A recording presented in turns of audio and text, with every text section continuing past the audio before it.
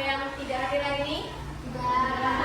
Bagi semua, berarti semua dalam keadaan sehat walafiat. Sebelum kita masuk ke materi, kita akan bernyanyi terlebih dahulu. Siapa yang mimpi ke depan? Silakan, Fitri. Silakan maju, Fitri. Silakan maju semua, silakan berdiri. Semangat.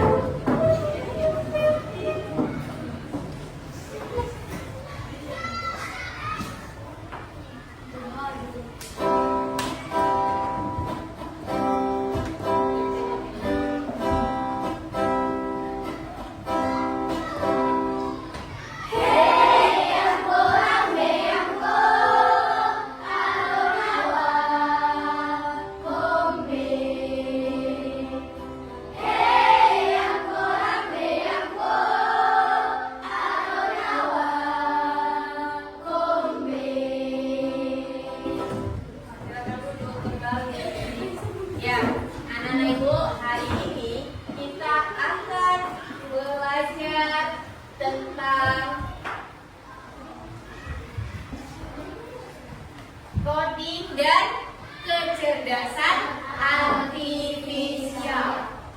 Materinya berpikir komputasional.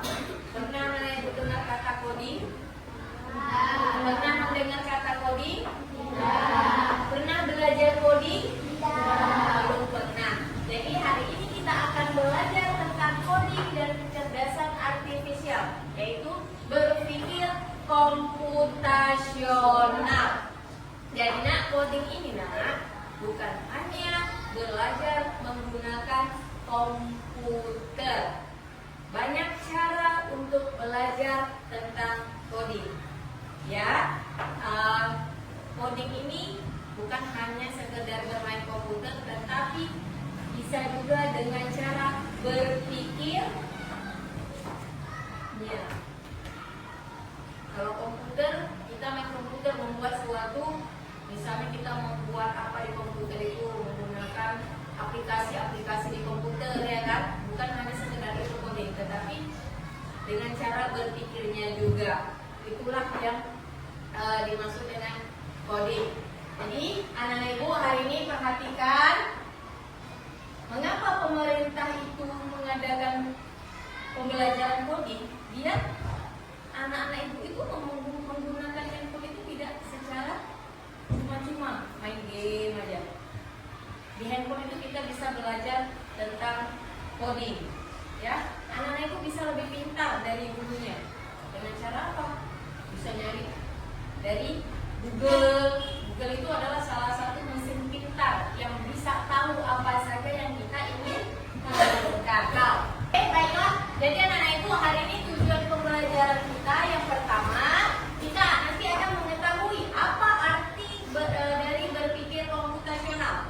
Yang kedua, kita mampu menerapkan berpikir komputasional untuk menyelesaikan persoalan sehari-hari melalui games berpikir komputasional dengan baik.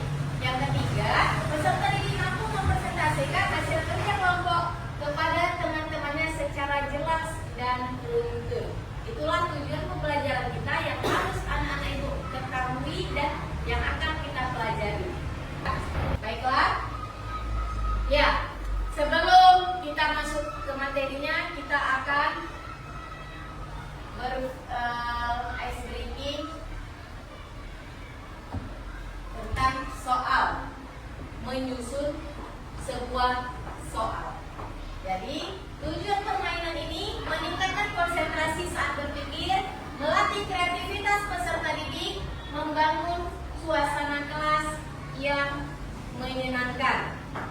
Cara bermainnya, yang pertama, peserta didik mengamati layar yang ditampilkan. Yang kedua, ketika soal tampil di layar, setiap kelompok harus menyusun kata acak dengan benar. Apakah kalian siap? Siap. Sudah siap? Siap. Kita akan bermain kata. Soal pertama ada liburan, ada pergi, ada keluarga, ada pantai, ada bersama, ada ke, ada aku. Siapa yang bisa menjawab? Iya. Adriansa. Pergi liburan ke pantai Lihat jawabannya ya, hitung sama-sama. 1, 2, 3. Aku pergi liburan ke pantai bersama keluarga. Beri tepuk mantap kita. Tepuk mantap. Jempol, jempol, mantap. Iya, ada pertanyaan tadi. Tahu tidak anak-anak ibu mengapa ibu memberikan pertanyaan itu?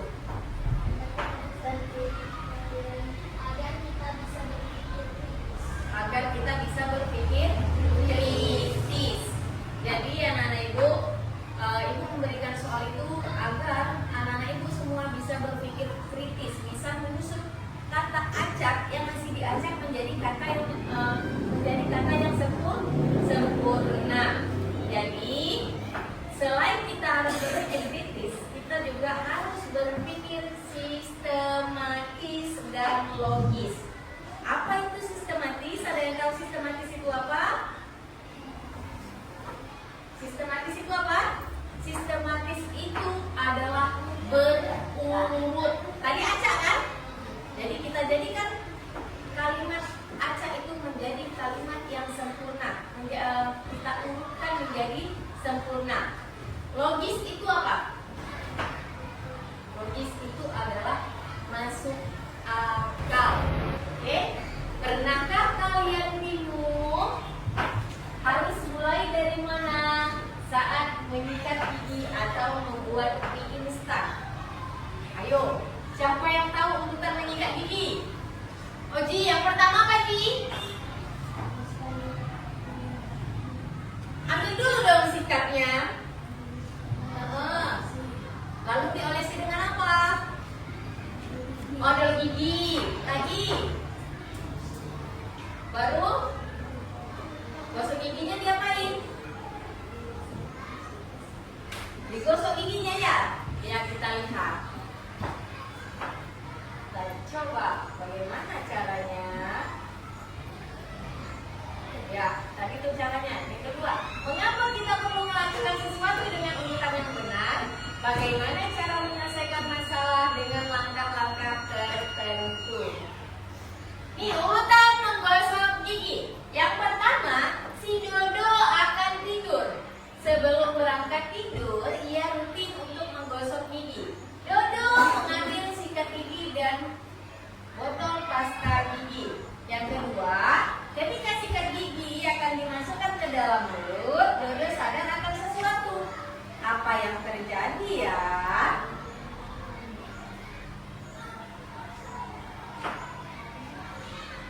Apa yang terjadi? Si Dodo lupa belum membuka tutup pasta giginya dan juga belum meletakkan pasta gigi di atas sikat giginya. Bagaimana kalau dia tidak ada pakai odol gigi? Hanya bersihnya aja. Bersih atau tidak? Tidak.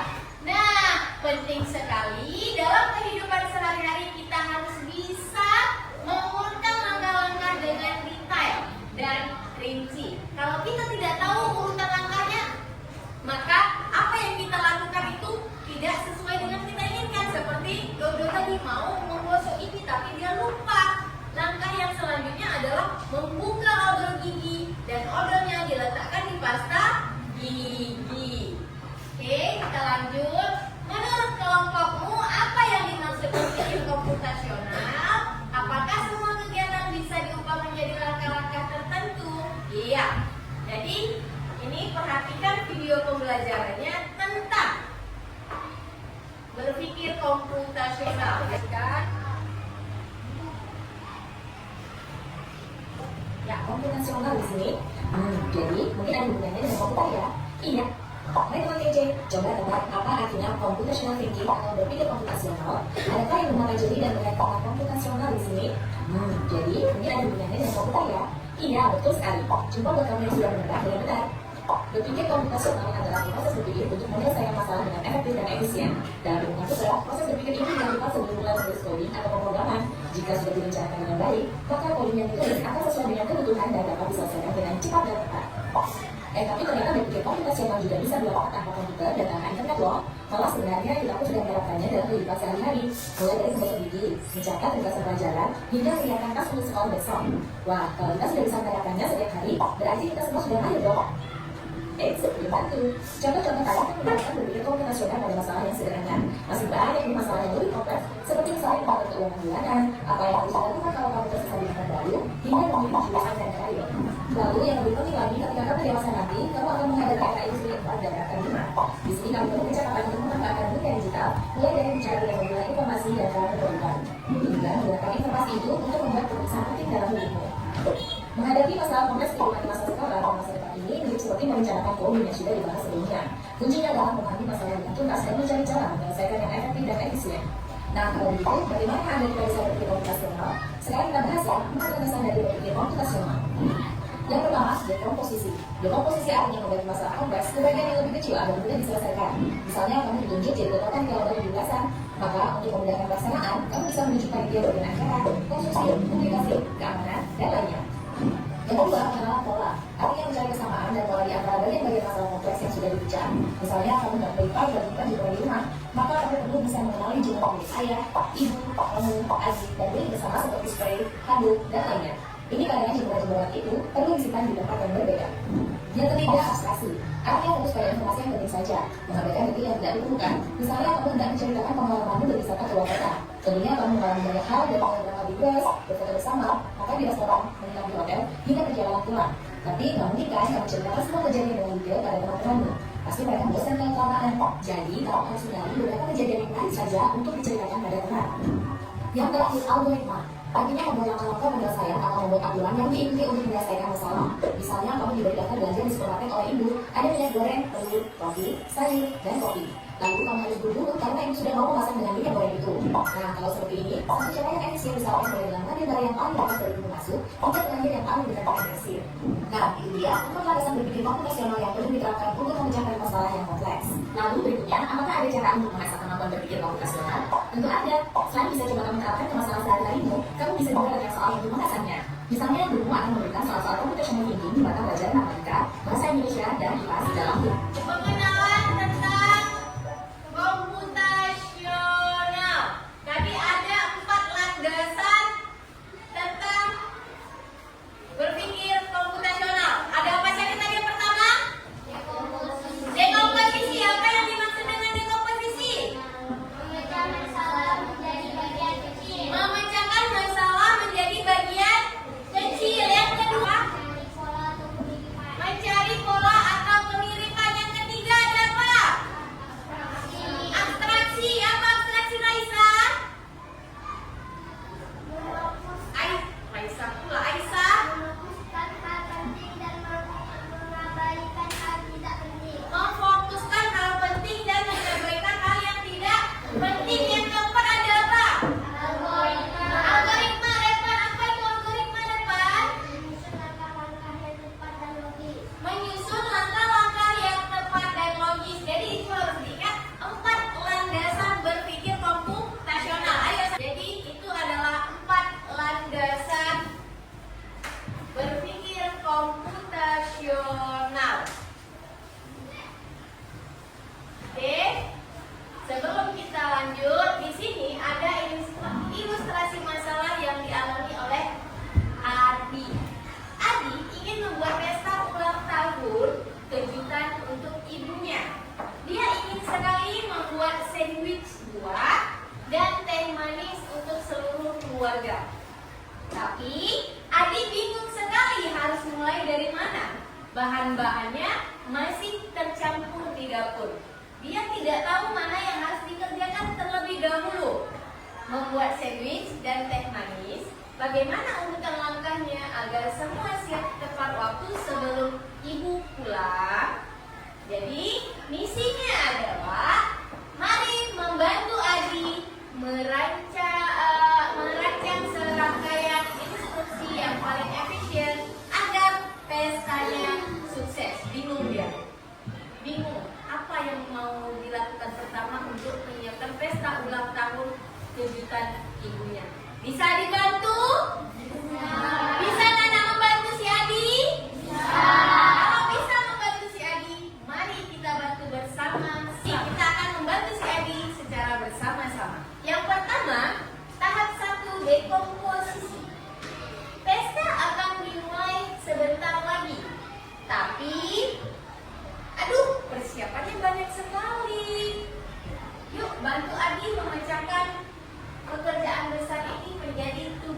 tugas yang kecil. Pilih semua langkah yang harus dilakukan agar pesta bisa dimulai. Langkah apa aja yang mau kita gunakan? Membuat sandwich, membuat esek, membersihkan dapur. Ya. Apa kita menonton TV? Tidak. Kalau kita menonton TV, pekerjaan akan menjadi lama. Jadi kita tidak menonton TV. Oke, di sini ada mencocokkan langkah-langkahnya biar adiknya bantu. Oke? Yuk, siapa yang berani? Fitri. Nama nanti. Yang pertama, membuat sandwich. Ya, benar? Benar. Ya, beri tepuk tangan. Ya, ini tadi materinya. Dekomposisi atau decomposition memecahkan masalah besar menjadi tugas-tugas kecil. Itu harus diingat ya. Baru pengenalan pola atau pattern recognition. Melihat pola dari aktivitas yang mirip atau berulang. Pola misalnya 1, 3, 5. Nah, kalau di matematika itu sudah kita pelajari tentang pola di bilangan. Pola bilangan menaik dan menurun. Tuh, seperti itulah pola bilangan itu. Yang ketiga ada abstraksi atau abstraction. Menyaring informasi penting dan mengabaikan detail yang tidak diperlukan. Yang keempat adalah algoritma, menulis urutan langkah dan logis dan sistematis. Ya, baiklah anak ibu, ini ibu ada. Sebelum kita masuk ke game, ibu akan memberikan LKPD.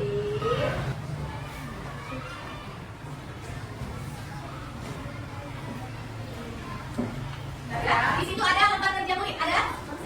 Dibuat nama kelompoknya. Perhatikan dulu ibu ya. Perhatikan dulu. Dibuat nama kelompoknya.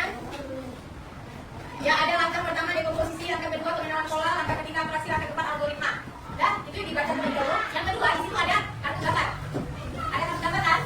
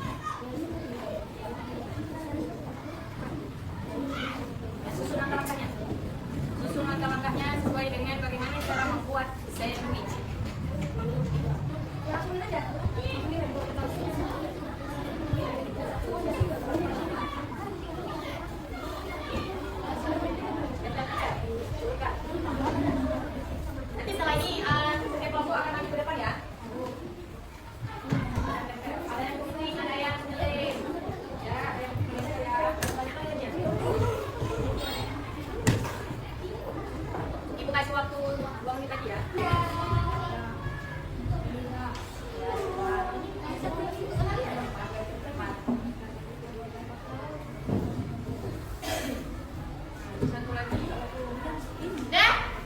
Kelompok kelompok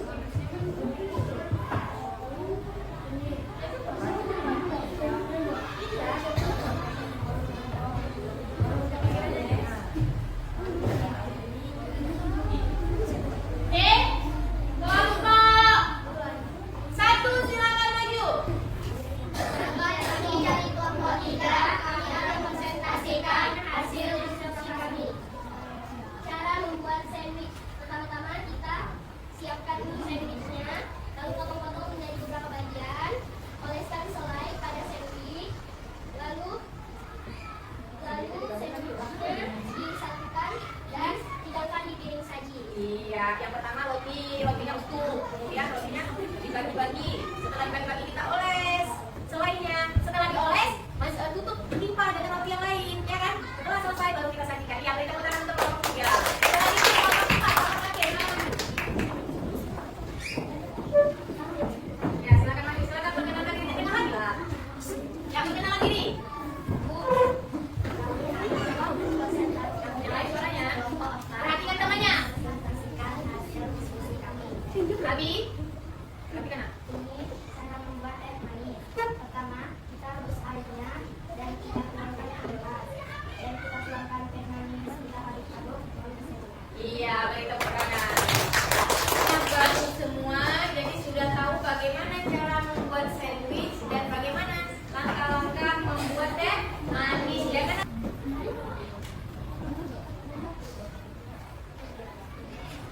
Siapa yang bisa langsung cuci tangan? Belum. Baca dulu, Soal. Apa yang dimaksud dengan dekomposisi dalam berpikir komputasional? Akius. Yang maju ke depan, sini. Di sini. Iya benar, beri tepuk tangan. Kita lanjut soal kedua. Ketika Mudila ingin membuat pesta, ia membagi tugas menjadi membuat sandwich, membuat es teh, dan membersihkan. Ia sedang melakukan. Oh ya. Ya, ini yang mana oh ya? Apa yang dikatakan oh ya? Iya benar, beri tepuk tangan. Dari kelompok 1 dulu. Tim 1 maju, tim 1. Ya, baca.